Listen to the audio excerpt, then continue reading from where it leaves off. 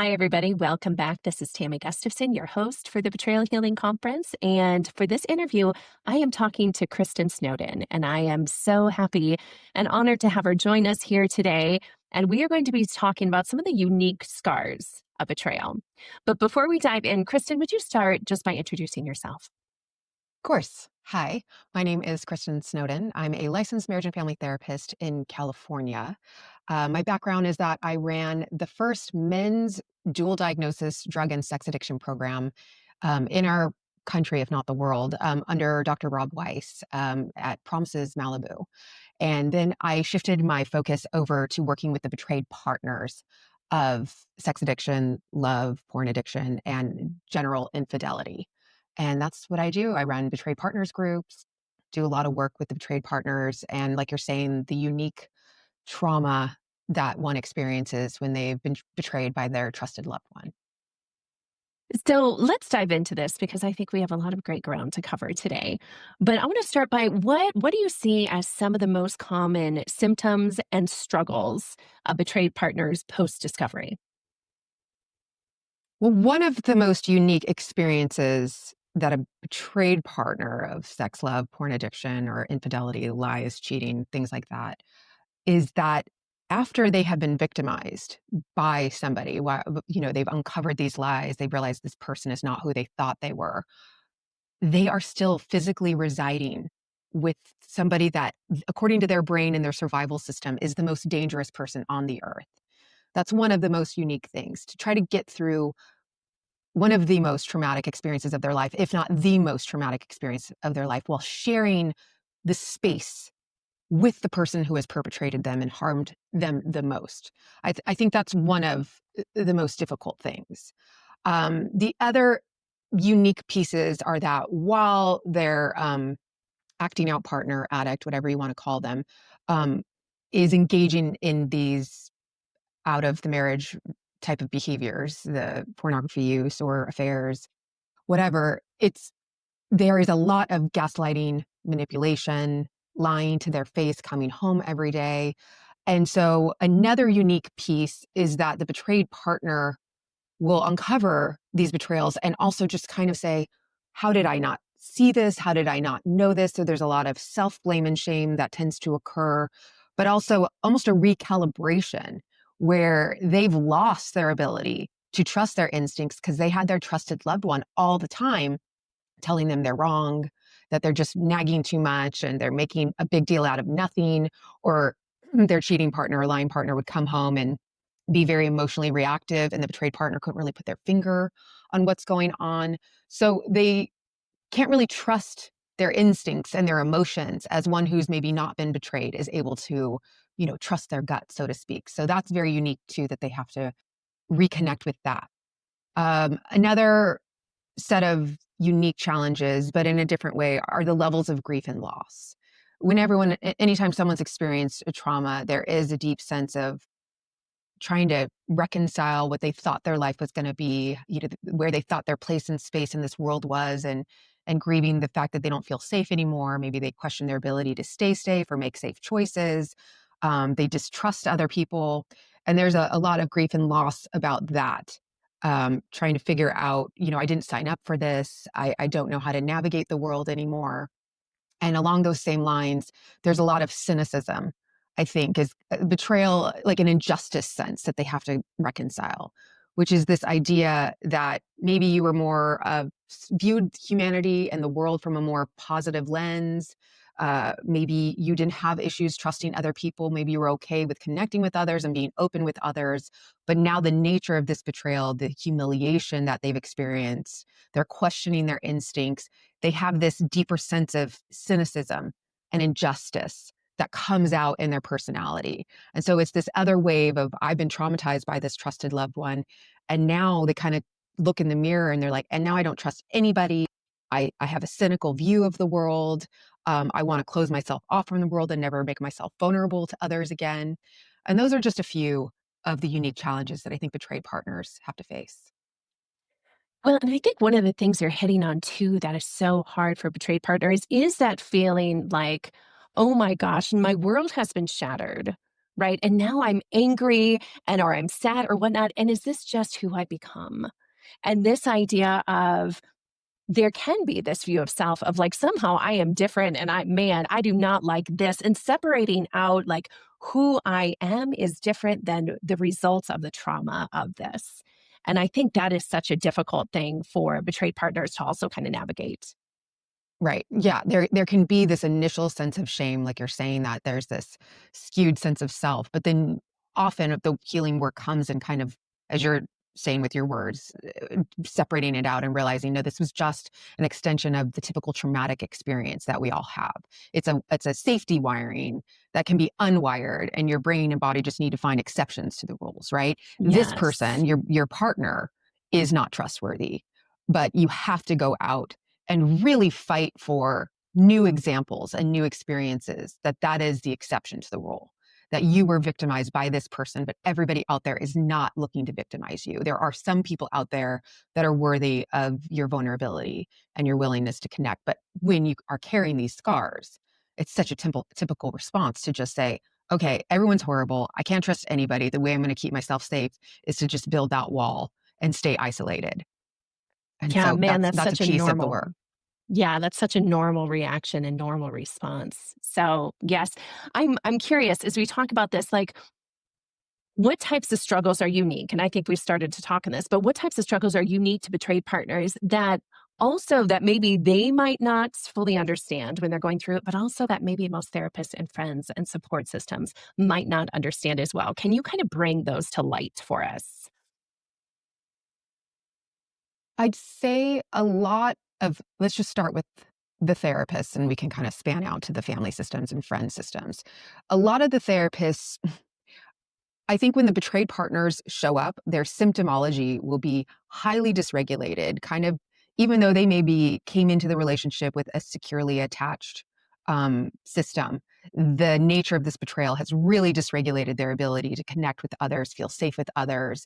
One minute they might be desperate to cling on to people in their life and then really want to push them away and say, oh, you're disappointing too, back off kind of thing. So I worry that therapists will see someone come into session demonstrating an insecure attachment, right? Kind of like a borderline push and pull. One minute I want to stay in the marriage, another minute I'm out and I want him to die, and judge that extreme roller coaster emotional experience that the person shows up with in sessions. I don't think, unless therapists have worked with betrayed partners regularly and just kind of know that that's what comes when you've experienced such a severe So attachment wound, normal. right? Yeah. That it's Yep. common. You expect them to come in highly dysregulated, one minute desperately seeking to repair the marriage, another minute, plotting how they're going to get out of it and how they never want to be with anyone or any person ever again.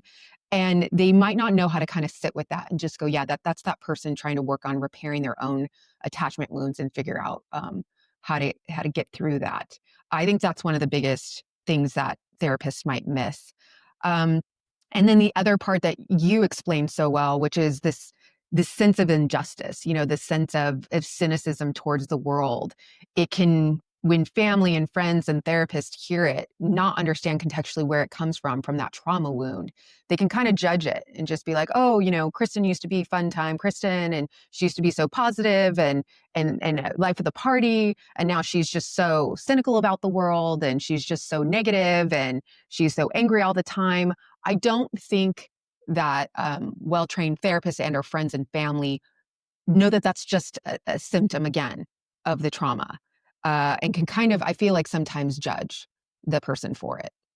And another piece is we can never underestimate the cost of this betrayed partner. We don't realize the years of them living underneath someone else's shame, right? Because the addicts, because of the nature of their behavior, they usually carry this very subconscious shame. And then they do this thing where they kind of vomit it onto their partners. If I question my value and worth and I'm acting out from this shame story of, if you really knew me, you wouldn't love me. And they kind of will tend to vomit it out to their betrayed partners by just living and breathing in the same environment as them.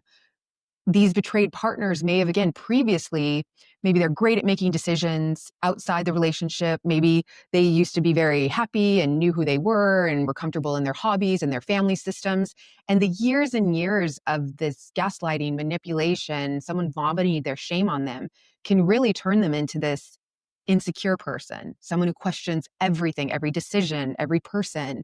And that can also, those who don't understand the nature of that the environment that betrayed partner was living in, and that's the cost of living in that environment with someone who's constantly gaslighting, manipulating, vomiting out their shame, that there's a cost to that emotionally. That again, through work can be cleared out, repaired, healed, but certain therapists and family systems might not know what to do with that. And then kind of further traumatize the betrayed partner because they're just Yeah. like, ew, you need to get over that. Stop being that way. Why are you like that now?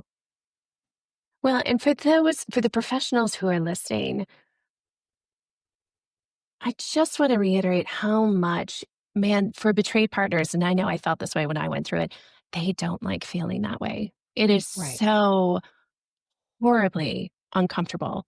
And I think one of the biggest fears is that this is who I become. And so, as professionals, to be able to see through that and go, this is not who you become. This is not your heart, to be able to see it kind of like that, really the best version of parenting where we can see through what's going on and see that person's heart and help them reconnect with their heart and going, that heart and that soul and who you were is still there. And all of this we're seeing is the pain and the trauma. And so it's so important to be able to know that that's what's going on, like you're saying, Kristen, and then be able to see through that and point them back to their heart and their soul and who their core is. So That I just that wanted is to throw so that well in there. said, is to remind them all that the second trauma would be knocking some, it's like I have all these horrible feelings and I want a safe place where I can express my fear and uncertainty and Mhm. anger and injustice and grief and loss. And then someone look at me and be like, ew. I mean, that's Right. just like the Oh, worst thing that you could oh, do. yes. Then someone just say, I'm sure that this is where you are and this is your season and you need to like stand in the power of your anger or stand in the Yes. validation of your grief and loss. It's Yes. so rare that therapists can hold space for that. And then obviously friends and family really, really struggle with that. And we know it's like They friends do. and family, they have their kind of monkey mirror neurons and they want to know that everything's fine and they're getting fixed and they're not going to be in pain anymore. And they don't know how to sit in a betrayed partner's discomfort. So we want to fix it. We want to have them get through it. We want to give them, some ridiculous platitude to push them through. But really, you just need to let them be there.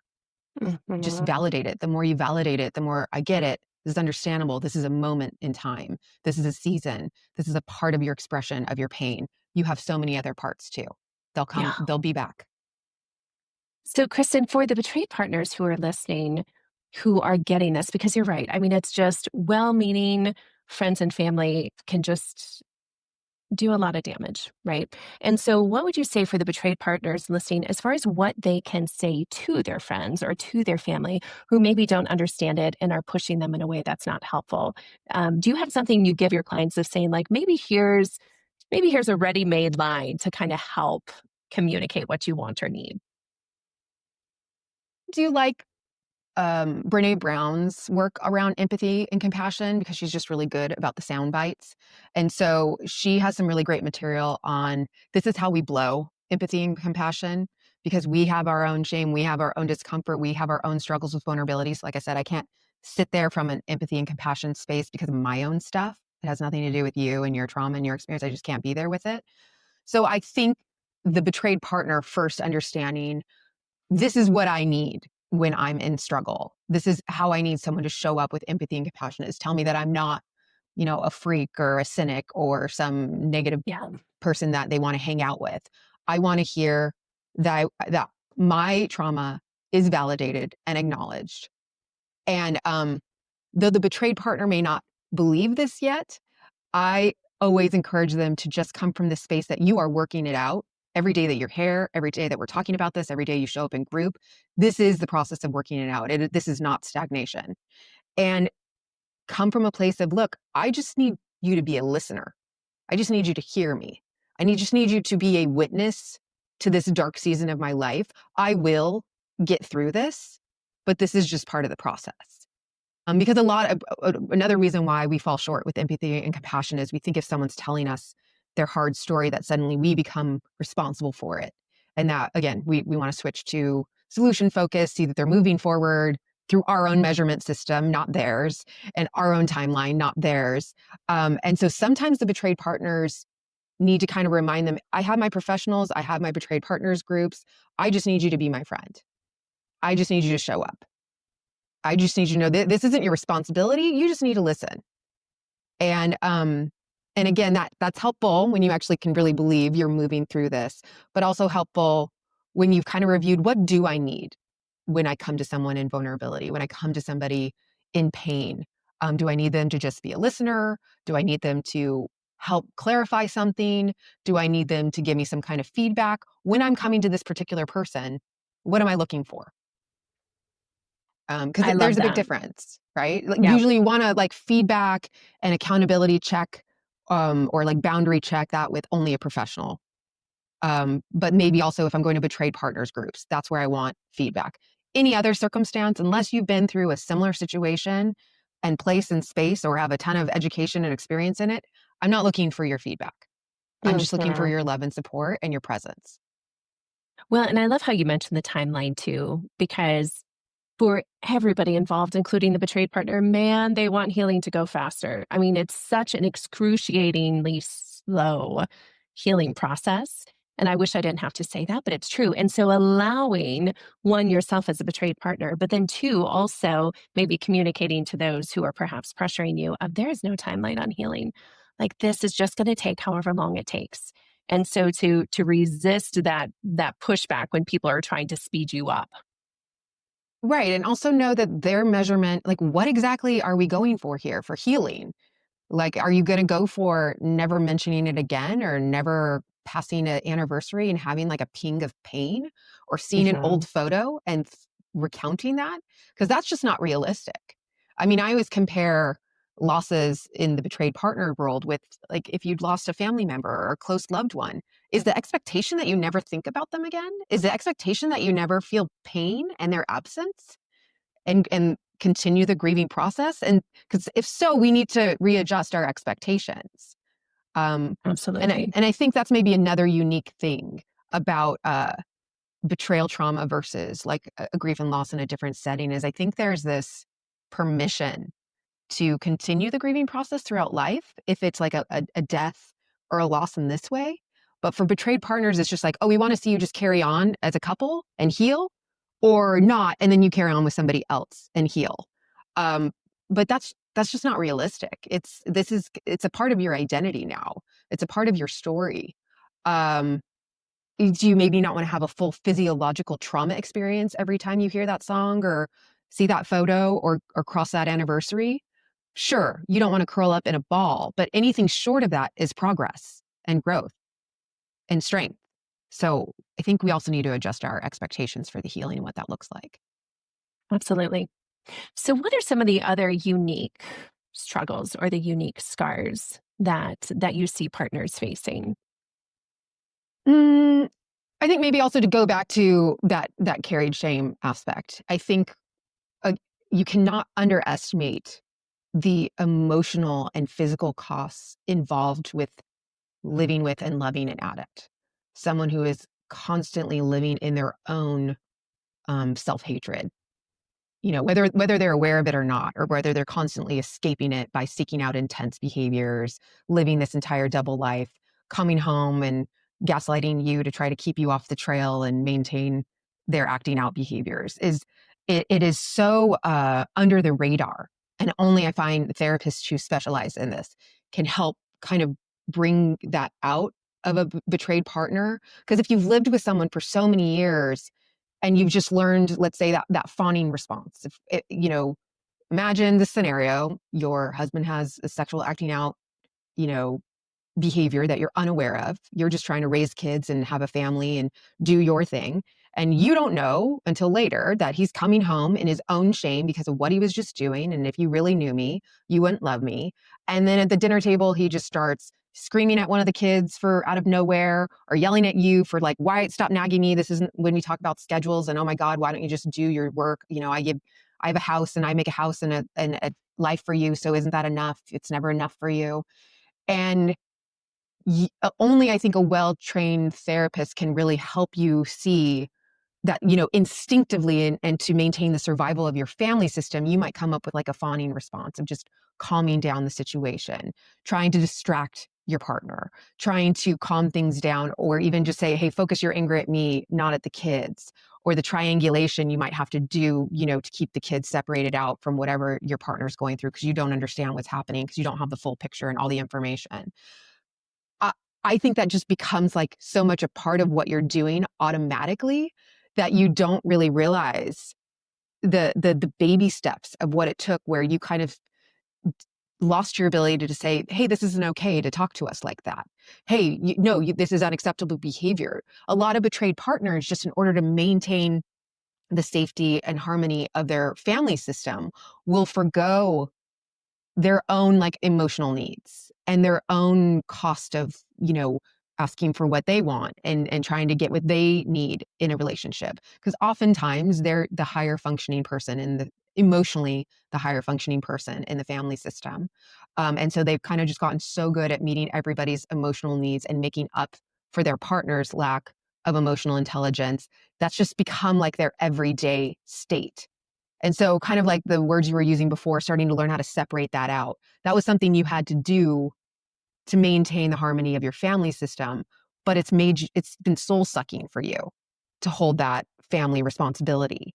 It's come at the cost of you getting none of your needs met, and really inviting them to notice what you could have, would have, should have wanted or asked for if you had a partner who could hear you, who could respond to you. That is what the invitation, one of the healing invitations I think that happens post-betrayal trauma discovery, is you've kind of learned, betrayed partners, they've kind of learned to just deal with what they have. Because that's just, they have families and they want to keep them intact, and they're just going on in life and doing the things that they're supposed to do with the best intentions in mind. And then all of a sudden this destroys their whole family and their whole life. And there is this little glimmer of hope if they're working on repairing the relationship to say, okay, if we can help your addict partner learn empathy and compassion, understand what he or she has done and how it's harmed you, learn how to listen without feeling shamed and defensive. What would you ask for? What would you need? And there's this opportunity that I don't even think they'd ever given themselves a chance to think about until something like this happens. To be like, wow, God. And there's a whole list of things. So, I often say that we know that betrayal shatters the good. We know that. But it also shatters the bad, right? It also shatters those patterns that have been in place for so long. And so there is this opportunity for this new way of doing things that I think is so powerful. And so, Kristen, I would love to hear, you started to shift and moving into kind of the invitations of healing or the passive healing. Can you speak more to that? Like what are the passive healing from these unique struggles and scars? well, the number one thing is that I always urge betrayed partners to not do this alone. It is so common because of the nature of the betrayal, right? I went out, I loved, I made myself vulnerable to somebody, and they destroyed me. So there is a completely understandable instinctive response to say, and now I'm shutting down from the world, because why on God's earth would I ever attempt this again? And then we already talked about that. I could have maybe attempted to share my story with family or maybe an untrained therapist who meant well, and then they just made me feel like I was emotionally too much, or I was part of the problem, or hey, he's gone now, so why do you even care anymore? Get over it. Stuff like that, or hey, like how long are you going to complain about this? Um, so we have to just be very careful about that. And I always urge betrayed partners to push back on the urge to shut down and not ask for help and really seek out. I mean, I always say it, you can go back in every one of my videos. I am a huge fan of group work because it's the antithesis. Like it's the antidote to this person has harmed me and lied and snuck around and cheated and did all these horrible things. They are not who I thought they were. And my family system, and maybe even again, a certain untrained therapists can't hear this. But man, if I'm in a group of other betrayed partners who have been harmed in a similar way, suffered in a similar way. They're sitting in uncertainty in a similar way. And we can all sit there together and offer support, receive support. That is partially healing that trauma wound. And again, it may not feel like it. It's not like you wake up and go, oh, I'm healed. But it's just this like, I finally found a space where I don't get judgment for staying or going. They get it. They can hear me. I hear their stories. I can hear some of me in their story. They hear some of me in my story, or some of them in my story. That can be really profound. That can heal a lot. And then there's also a power. And when I'm given a place and space where I feel safe to share what's going on, I become more connected to these parts, like what you're talking about, right? That cynic part, but knowing it's not who I am, it's not all of me. This cynic part and this part that's focused on, I didn't sign up for this, and how could he? And that angry part that, again, family and friends and untrained people might be like, ew, like, can we move through this? That doesn't sound like you're healing. We can all really respect the role that injustice part or that angry part is really helping in, and that person stand in their power to take back some of the control that they lost from that trauma. And that, again, in these groups where there's just not as much judgment and there's a willingness to be vulnerable and there's courage in watching all these other people be so vulnerable and honest, that I can draw from, the more I can connect with all these different parts, understand the roles of, like, they're trying to help me. Maybe I don't always want to be cynical, but I can completely understand the survival instincts that are behind questioning who I'm befriending, questioning who I'm being vulnerable with, and the extra time and attention I want to have when I'm deciding who's in my circle towards the healing process. And then the other thing I encourage is trauma, evidence-based trauma treatments. Um, Usually I encourage that down the line after kind of the explosion of the discovery has settled down a bit. And so let's say therapeutically might be after there's been the full therapeutic disclosure, maybe there's been some level of stability and sobriety on the acting out partner side, where you're not living in complete chaos and uncertainty. That's when I invite betrayed partners to go to evidence-based trauma treatments such as EMDR, somatic experiencing, neurofeedback, EFT, other things. There's several others that have come out now. So I love that because there is that trauma piece of it, especially when you talk about the somatic work. There's so much of it that this impacts our body, and to be able to get that out. And particularly, I feel like that's one of the holdouts as the healing goes on. It's like sometimes that physical piece is one of those last pieces that I think some of that evidence-based stuff can really be helpful with. Absolutely. But it's hard because people will like, oh, okay, then I'm going to go out to EMDR.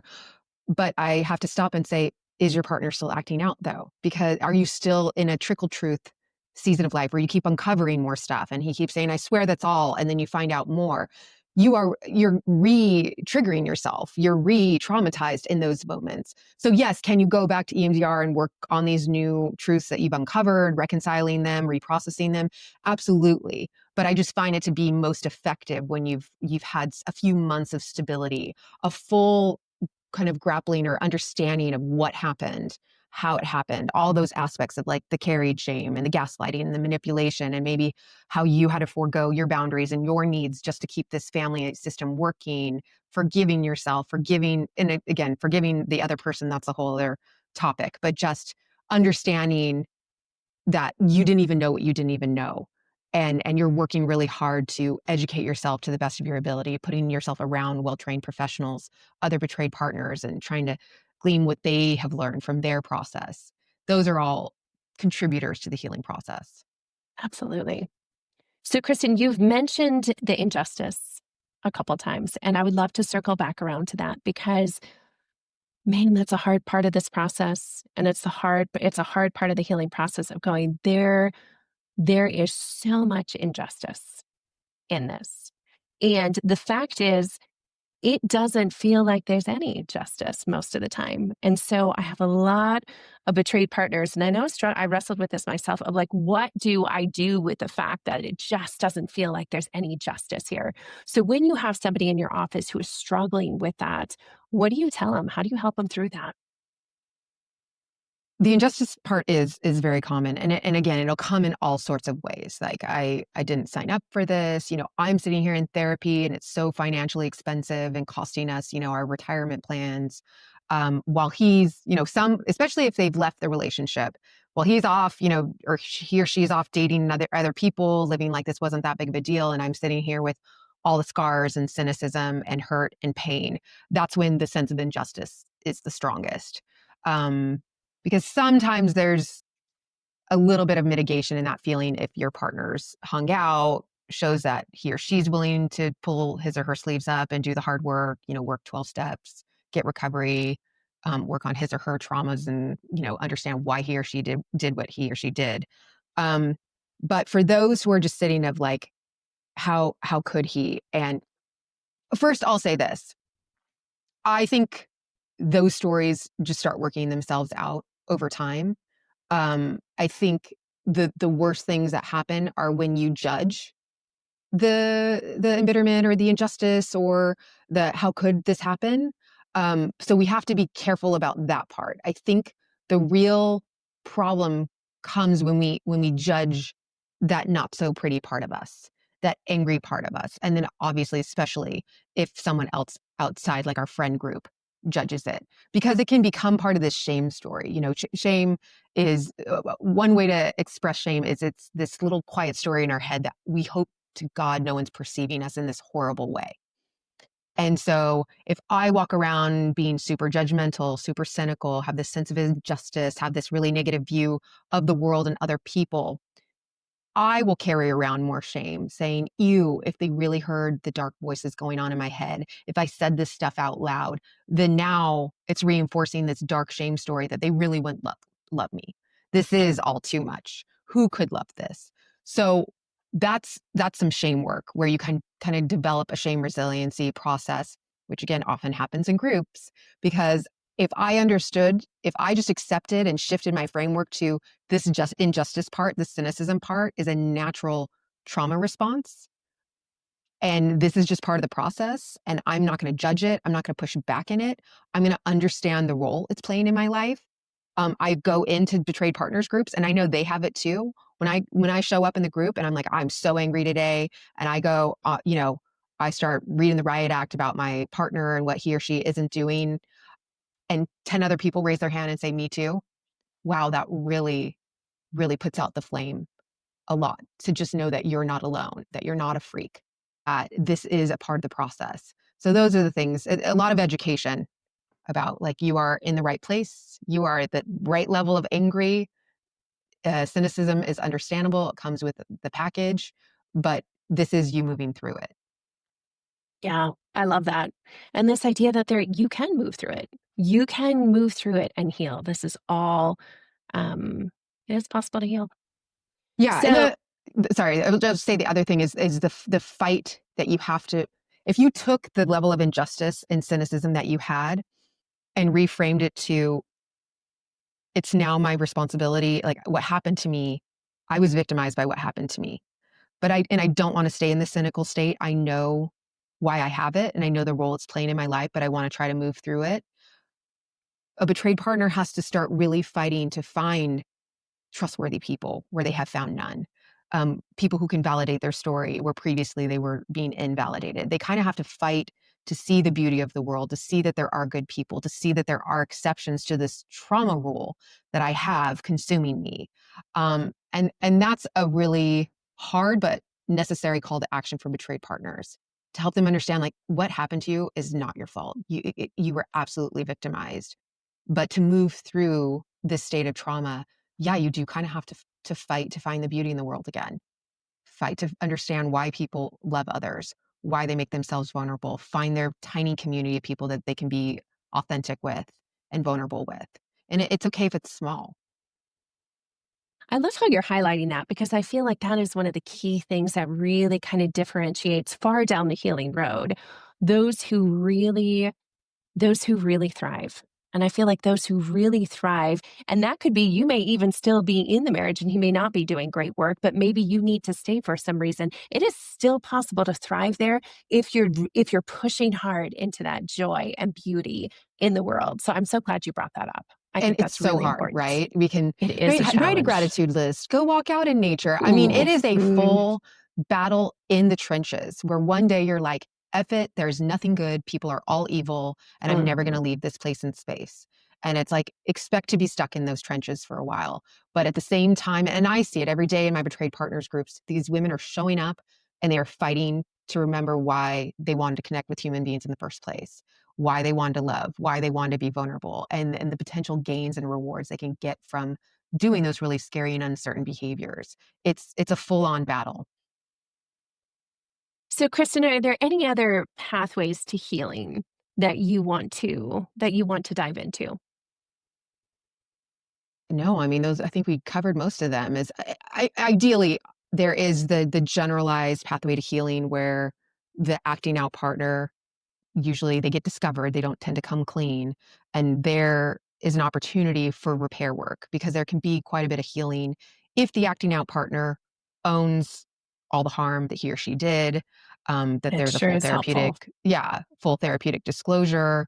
There's an opportunity for the betrayed partner to share their impact and, have there be some kind of level of atonement or repair. I mean, obviously, it's most helpful if the betrayed partner decides they want to stay, that there is a willing partner to be better, do better, learn from the harm that's been caused.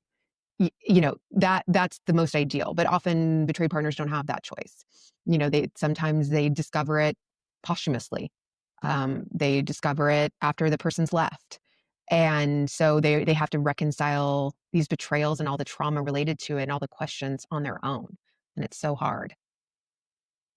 So, for those who are listening right now, what words of encouragement would you give them? I would want every betrayed partner out there to know that this is trauma, right? This isn't just a bad relationship experience or a horrible Lifetime movie that now has become your own life. This is trauma that you have experienced and are currently experiencing. And there are physiological, physical, mental, emotional costs of that trauma, and validate that. The second part that I want them to know is that they are not alone. I work with betrayed partners all day, every day. And by the way, they're not people that come from messy childhoods and have these horrible stories. And that's why they fell victim to this, liar and cheater and addict. They are beautiful people. They are intelligent people. They are loving people. They are wonderful, wonderful people. And they just happen to not know that their partner was just a diabolical liar. It is a terrible joke, but I always say behind every lying, cheating, manipulating addict is a partner who can't even stomach the idea that they accidentally didn't get charged for that extra avocado at the grocery store.